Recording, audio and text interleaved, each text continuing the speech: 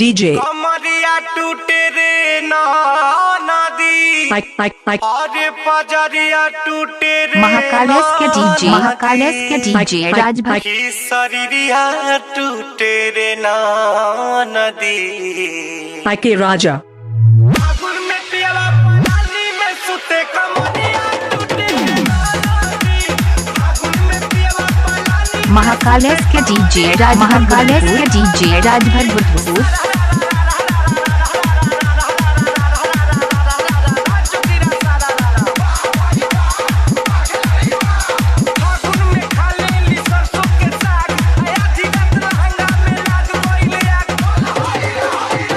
बागी बलिया लालगंज फागुन में पियला पानी में सुते कमरिया टूटे रे नदी फागुन में पियला पानी में सुते कमरिया टूटे रे नदी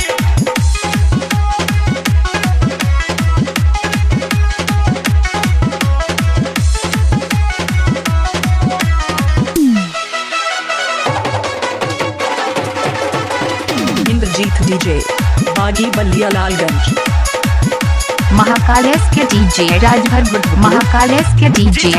भूतपूर डाले गईनी लेके पितरिया लोटा में जीजू के रंगवा डाले गईनी लेके पितरिया लोटा में देखते बड़ी पिचकारी महाकालेश के डीजे राजभर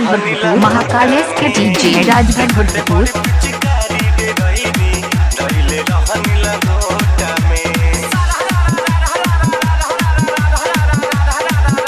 महाकालेश के DJ mobile number 6360191991।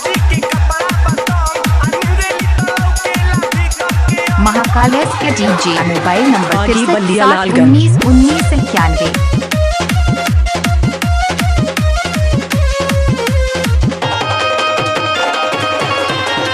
Indrajit DJ Baagi Ballia Lalganj महाकालेश के डीजे राजभर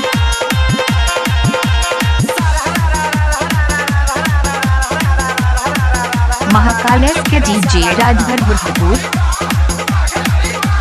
फागुन में भौजी हो तूर देली दिल भाई तूर देली दिल फागुन में भौजी हो तूर देली दिल डाले न देली खजाना भाई सिल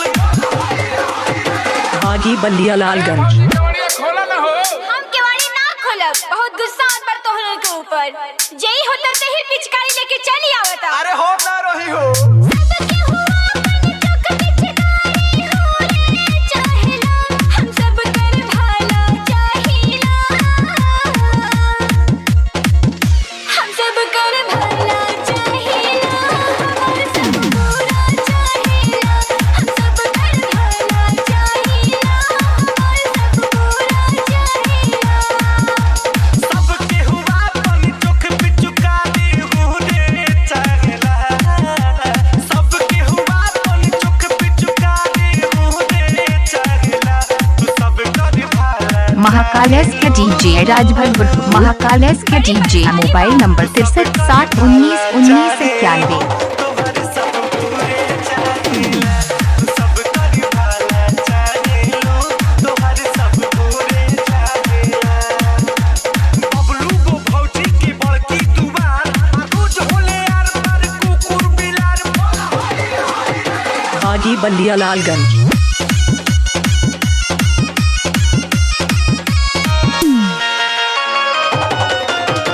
इंद्रजीत डीजे बागी बलिया लालगंज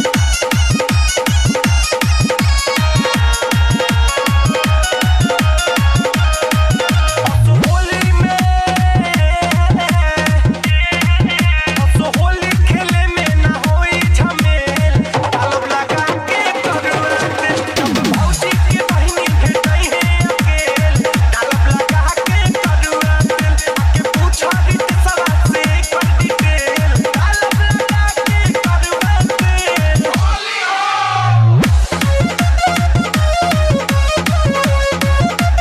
महाकालेश के डीजे राजभर भूतपूर महाकालेश के डीजे मोबाइल नंबर 6360191991।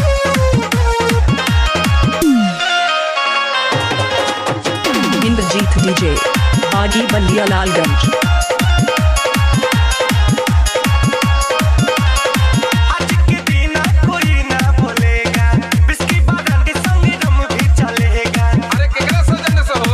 आशीष वर्मा जी के आज के दिन कोई ना बोलेगा, बिस्की बादाम के संग रम भी चलेगा।